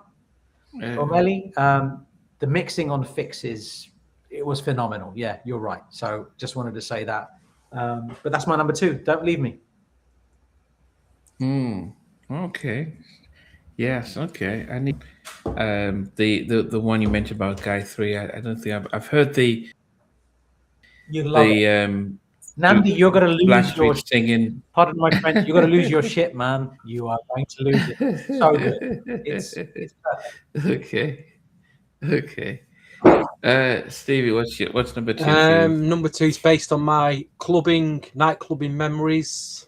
It's the year that Mark Morrison came out, Return of the Mac. You know, huge, just to sound huge in a club, that. And Fix got to number 2 again. I just, it's just something that I used to really enjoy listening to, dancing to on a Saturday night. It just sounded good in the club. It hit the spot. Load of good remixes, a great remix package. Yeah. What was your favorite remix, Stevie? The Shamari one or the Dieso one? Which one you would have liked? The Dieso and the Shamari one. The Dieso give it a more club edge. The Shamari one was smoother, but even the album mix you could dance to as well. You know what I mean? If you just pitched it up a couple of beats. I mean, they had big budgets for singles back then. I mean, they the Fix. I just wanted to share this. You mentioned Fix, right? There was this pack that came out. This is a double pack that came out. Yeah, it's called Blackstreet Fix. There was album mix, main mix, the one that Nandi likes, featuring Slash and ODB. There's the Smooth Shamari mix. There's the Dieso Call Me mix. There's a man behind the music. That's an extra bonus track. The Queen Pen, they were trying to promote that as well. There's a hip hop mix.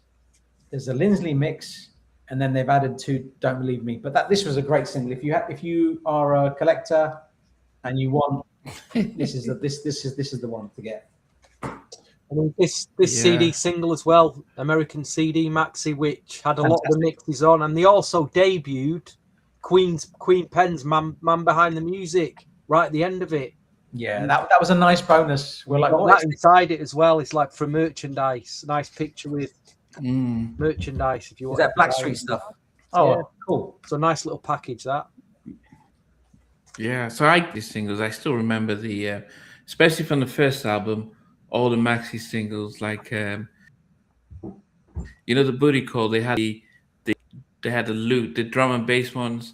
Ain't no call like a booty call, could a booty call get this? They were fantastic. I can still remember that. I remember. So I was just buying I was buying the album, buying the maxi singles, and those are the only times I'll get those ones, and stuff like that. I mean, yes. Okay. But the one thing about Lorena. You mentioned maxi, and I don't want to talk too much about it. I know we've been running for quite a long time, but the thing with Blackstreet, their maxi singles were value for money. They put so much incredible music on those CDs, on the vinyl, etc., tapes. Definitely value for money. Like the Booty Call, I like the way you work it. CD, I think it had 8 mixes of each. There was a version where you had 16 mixes. Can you imagine 16 tracks on a maxi CD? What is that? That's an album, isn't it? Yeah. Even Joey had different versions of it. I like the Uptown Joy version. Yeah. Anyway, Lorena, what's number 2? Number 2, this was, like I was saying earlier, a huge single in Canada. It played everywhere, so it crossed over onto our pop stations and everything, to the point where I was sick of this song because it played all the time. And even though I was not in the club, I remember the YMCA, they used to have these dances for us kids the last Friday of the month, and so they would play this song too. So the song was literally everywhere. And then I didn't have like an appreciation for it until I got older, and then I realized the sample that they took from Bill Withers, and I just thought it was really cool. So number 2 for me is No Diggity. Mm-hmm. I Yeah. love the memory. The memories are everything, right? Like Yeah. you think of a song and the way where it transports you, it just takes you to a specific time. That's what it's all about, isn't it? Yeah. For Jay Leno to say we have to get the national honor because they have dethroned the Macarena for number 1 spot. Yeah, so that was interesting. All right, so That's a massive compliment, though, isn't it? How big was the Macarena? I mean, the song sucks. I'm not going to get into. Let's not get into that discussion. But it was a big song, right? Yeah. And to top that, that's And something they can say forever. Yeah, and it we knocked the Macarena. knocked it from the top spot. It knocked it from number 1 in America. Brilliant. You had few songs doing that. Whoop, there it is, and but that and that started something where R&B songs and hip hop started to become a lot more appreciated mainstream, because of like what Blackstreet were doing, because then it was almost like sky's the limit. We don't have to just be on the R&B charts. We can then start making it into these top Billboard 100, and you subsequently you started to see a lot of R&B and hip hop tracks start to now aim for the top 100, which wasn't something that was common back in the early 90s, as well. All right, let me go from, so guys, for those who are just joining, we now will go from number 10 to number 1. But I'm also going to mention there are 16 songs minus interludes. So I'm 14. So I'm going to go from what's number 14 up to number 1. Money Can't Buy Me Love, my least favorite song of the album. I just thought it was like a waste of song to be on there. My Paradise interlude at number 13. Number 12 was I Want to Be Your Man. 11 was Good Loving. 10 was This Is How We Roll. 9 was I'll Give It to You. 8 was Never Gonna Let You Go. 7 was The Lord Is Real. Time Would Reveal. 6 is Fix. 5 is Happy Song. Number 4, it's Let's Stay in Love. Number 3 is No Diggity. Number 2 is Don't Leave Me. And my favorite song of the album, and probably, I wonder if it is my favorite song by Blackstreet. It is by a good friend of mine who brought something different, something unique. And when he writes, he tells stories. So it was very different. I Can't Get You Out of My Mind is my favorite. I hated the remix. I was like, I hated the remix. I'm like, take away from the story he's telling. He's telling a story here. And Eric is such a smooth singer. He said that people thought that he gave his singing style to Jaheim. He says, I never gave my singing style and my music to Jaheim because I never really wanted to be a vocalist. But he was different. He brought a different energy to the song, with Wes, and stuff. I was like, I wish they had more songs on that. They did part 2 with Drama, which was supposed to feature Mary J. Blige. She actually recorded a version, but got upset with certain things and told Jimmy Iovine to get my vocals off, and then they had to get somebody else to something F Gray to re-record Mary's part, but it didn't sound the same. So, but there was a unique style when Eric is singing and writing different, and I wish they had 2 or 3 more tracks like that on the album. But Can't Get You Out of My Mind is my favorite on the album, and that is my number 1. And what's interesting about that? Like normally when you say, not normally, like I'll just say, sometimes when you say you're number 1, I want to jump into the computer and have a little word with you.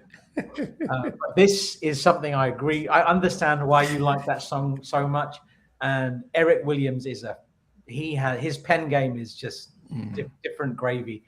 And I thought like that's another frustration for me, because I think Eric should have written more songs. Like, they should have he given him a is chance. so good. Yeah. I mean, Yeah. from his early days with the Flex, Yeah, with the Flex, with Dennis, Jaheim, everything with John L. Blackstreet, Jones. Yeah, yeah. Donnell Jones, of course. Yeah, for sure. Yeah, yeah. I think it was. I listened to it. I think they should have had more songs. He should have given them more songs, given them a different edge, because this sounds. It doesn't sound like the rest of the songs. Even production wise, it didn't sound like the rest. It sounded richer. So, give it a try, guys. Listen to his song, and listen to it, and then listen to it, and it doesn't sound like it's the same recording or production like the rest of the other songs. But that's number one. My mic dropped there. I VJ. haven't. See, I've been running around a lot today. Normally, I would print things off so I can access my computer. So I don't need to access my computer. The full list is on my computer, but I have my top 12. So I'm going to just share that with you, if that's okay. My top 12 is I Want to Be Your Man. As I mentioned, Karen Anderson and Spragg combination with C Black, Markel Riley and Teddy, killer track. Number 11, Money Can't Buy Love. The idea that Blackstreet did a cover of a Beatles song, my brain struggles to process that. That is just next level stuff. And I thought it was a good cover. Number 10, Happy Song Tonight. Number 9, The Lord Is Real, Time Will Reveal. Number 8, I'll Give It to You. Amazing. Listen to Xavier Hargrove's other work. The boy is nuts. Good Loving should have been a single.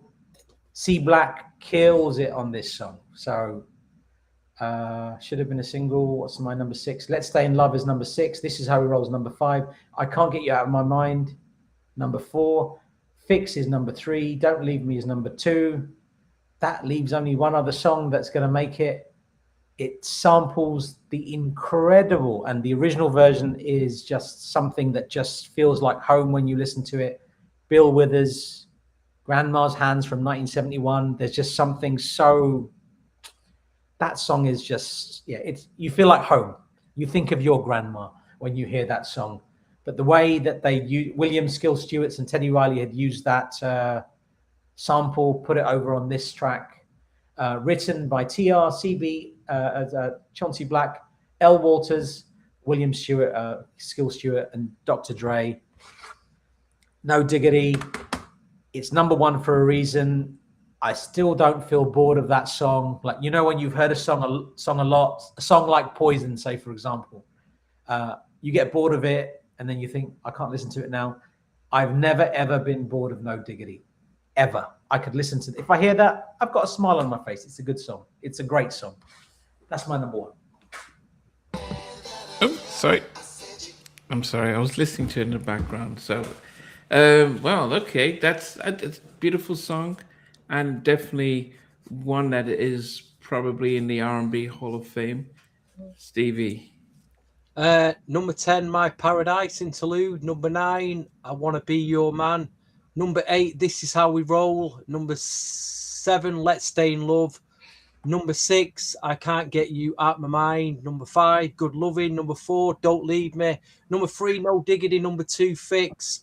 My number 1 is a precursor to another album from a group we'd not heard of that came out after this. And that was a great album as well. And probably one day we'll have to get around to doing that album, because this feels like a track that it just sounds like them, but it wasn't. And I've gone with I'll Give It to You at number 1. I'm talking about Menavision, of course. It sounds like very much like a Menavision track. I'll give it to you. Yes. Whatever you want, I'll give it to you. Yeah, the production just sounds like it could have easily been Menavision. Sounds like when he was working on that track, he's working on the Menavision album. Stevie, your brain never ceases to amaze me, man. It's like, I love that you put that at number 1, man. That's a great choice. Yeah. Not an obvious choice, obviously. It's just become, maybe because I've heard the other track so many times that track has just become a go-to track for me. I'm not saying it's the best track on the album. I understand why it's at other places and probably no one else to put it in. It's just a go-to track now. I've heard the other tracks so many times. I don't need to hear them again. You know what I mean? I've heard them enough times, but and that's got more of a New Jack edge as well, I think. Dare I say that word, New Jack Swing. But anyway, number one, I'll give it to you. And what's that? There's who said that? Is A. Dangby? You said never been bored of Poison. I was bored, but it's back again. I listened to it again. I'm good now. I'm good with Poison. We're friends again, so we're good. We're good. Yeah, goodness, that's a surprise. I'll give it to you. Well, okay. Yeah, okay. That's as left field as you could get with a track. Okay. Yeah, Lorena. So I feel like Go ahead. listening to that track, I could see Stevie putting it high on the list. I feel like that's on brand. I don't know. Yeah, Depends on when you listen did. to it again. Wait. Well, when did you finalize this list, Stevie? Today at about 12. Yeah, see, yeah. So I think his I don't think this is a list he would have had last week. So that's why I don't really I don't trust what he's put in there. It's the list for today, and that's fine. It's the list for today. Yeah. This podcast, we're good. All good. It's all good. Yeah. Go ahead, Lorena. Do you want to count down? Yeah. So I only have 2 outside of the top 10. So at 12, it's Money Can't Buy Me Love. Number 11, This Is How We Roll. Number 10, I Want to Be Your Man. Number 9, The Lord Is Real, Time Will Reveal. Number 8, I'll Give It to You. Number 7, Never Gonna Let You Go. Number 6, I Can't Get You Out of My Mind. Number 5, Let's Stay in Love. Number 4, Good Loving. Number 3, Fix. Number 2, No Diggity. And number 1 was another big track. It brings back a lot of good memories. They also played this. It wasn't played on the radio here, but it was played a lot like outside. And so that is Don't Leave Me at number 1. Yeah. It definitely. Those songs are always killer songs. Those songs where men are begging, "I'm sorry, forgive me, don't leave me." Those songs never always get given lots of love. You know, when you have one of those things. And they had a follow-up song on the final album called "I'm Sorry," which I think would have been a killer track if they had released it. I'm sorry, and I think it was Terrell that really sang that, and that those kind of songs. But as I said, this was on heavy rotation on MTV at this time, so definitely a good song. Mark Middleton just was a beast on that. He would have given Wanye a run for his money the way he pulled that off. Okay, definitely a good list. Vida, did you get your compilation? I don't know if he's. I did. Before I shared that, I did buy the Japanese copy of Another Level as well, and I thought there was a bonus track. If there is, I can't remember now. I got this such a long time ago, but there's a booklet, Japanese booklet. If you can see that, Another Level Japanese booklet, and the only extra thing I've got from this particular issue of the CD is the song lyrics in Japanese. Not very helpful to me, so I don't know why I bought that, but I'm a collector, and I get all these weird bits and pieces. But I thought I'd share that. We do have a final list. I had a few submissions this week. This show was quite last minute, so we didn't get as many submissions as we normally do. Shout out to everybody that submitted it. Special shout outs to Brandon and Claude, who I saw this Michael movie with today. Anyway, thank you to everybody that sent in the list. I'll go from 14, if that's okay. From 15. Blackstreet on the Radio at number 15. Number 14 was I Want to Be Your Man. Number 12 was Never Gonna Let You Go. Number 13 was My Paradise Interlude. Number 11 was Money Can't Buy Me Love. based on that alone, maybe it shouldn't have been a single. I don't know. Number 10, The Lord is Real, Time Will Reveal. Number 9, Happy Song Tonight. Number 8, Good Loving. Hold on one second. Number 7, Let's Stay in Love. Number 6, I Can't Get You Out of My Mind. Number 5, This Is How We Roll. Number 4, I'll Give It to You. Stevie, I'm just saying, like, what are the odds of that? I'll give it to you at number 4. The people that submitted lists, they clearly like it just as much as you. Number 3 was Don't Leave Me. Number 2 was Fix. And number 1, No Diggity, No Doubt. That's the list. I don't think it's surprising because it's a song on its own that it's definitely a defining song. It's like Jade's Don't Leave Me. It's like Jade's Don't Walk Away. Those are the songs, BBD's Poison, stuff like that. Okay. And so Zach has said the Japanese bonus has This Is Your Night. It must be a hidden track. I'm sure it's on there. That is a great song, though. This Is Your Night by Blackstreet. Should have been on the European and US issues of the album, but This Is Your Night, if you haven't heard that, another Blackstreet track from this era as well. Okay. Thanks, Zach. So out of 10, what are you guys giving the album? Who's going first? Yeah, you can go, CJ. The first album was 9.5 for me. It's just so good. So for me, the album was too polished. I thought the grittiness, the street edge that the first album had was lost on this album. I understand it. I know why the album did well. It makes sense. But I felt it was too polished. I feel that the energy of that first album was lost. So for that reason, I give it a 7, 6.5, 7. It's very good, but it is not in the same league as the Blackstreet debut. That is the killer album for me. Okay. Lorena, what about you? Well, of course, I can't compare it to the first album yet, but I'm definitely going to listen to it. I'm probably going to go down a Blackstreet rabbit hole after this and really get into it. So I'm not letting this album go just yet, but I am going to definitely take my time and listen to the first one. So for now, I'm going to rate it at 8.5. It might change in the future, but right now, this is where it lands for me. No, but one thing, Lorena, like, that makes sense to me. If this is your introduction to Blackstreet, I completely get that rating. If I'd heard this album first and I didn't know of any of the music that these guys had done before, I would have easily put that up there. Okay. So that makes sense. But I'm just, anyway, fine. What about you, Stevie? Before I head very wearily to my sleeping bag, Big shout to the Bridge, by the way. Bridge, I haven't spoke to you for ages. How you doing? DJ all day, yes. Who else is there?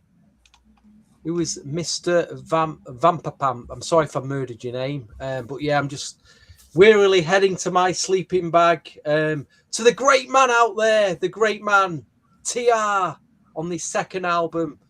To the great man, great production. I'll give it a 10 out of 10, just for the great man out there that you are. Wow. Okay. I probably would give it a 7, and I'll say just because sonically I felt like VJ says it just sounded too polished, and it didn't feel as how I like the Bobby album. But I'd also say this, that maybe nostalgia wise, when those of us who were Guy fans, when Guy broke up, this was the next thing. And when the original album, the debut album came out, so there was a sense of, wow, so there's a way of just almost then just rushing to the debut album and appreciating the fact that he had 15 plus songs. And then you get the big hits on this. and then it just changes, and they become everyone's group as opposed to our little group that we have. But I've got great songs on this, but I vocally I think I so. We will definitely try and do the debut album to get when Lorena gets a chance to listen to it, so then we can get to see how she finds that. But for everyone out there for who's been with us for the last 2 hours, we definitely appreciate you, and keep supporting good music. On Tuesday, the 2nd of June, are coming live. And so so we want everyone to tune in on Tuesday, as Rex and Fex will come on, both Arkell and Markel.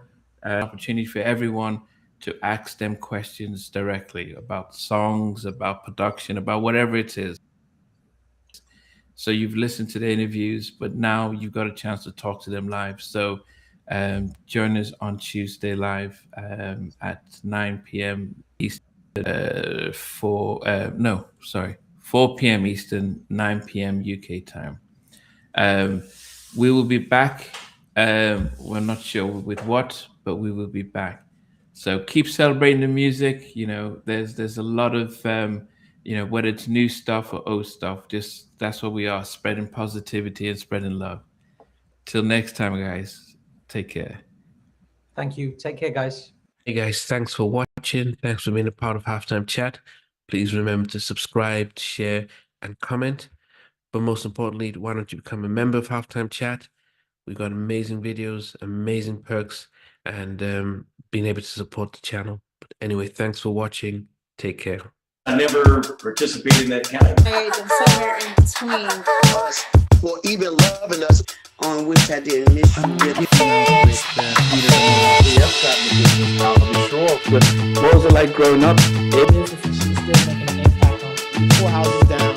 I have a couple of pieces. Trying to get this one and that one. That works for you, but just for me, No. Okay. They understand what those boys are winning all spirits. Play it.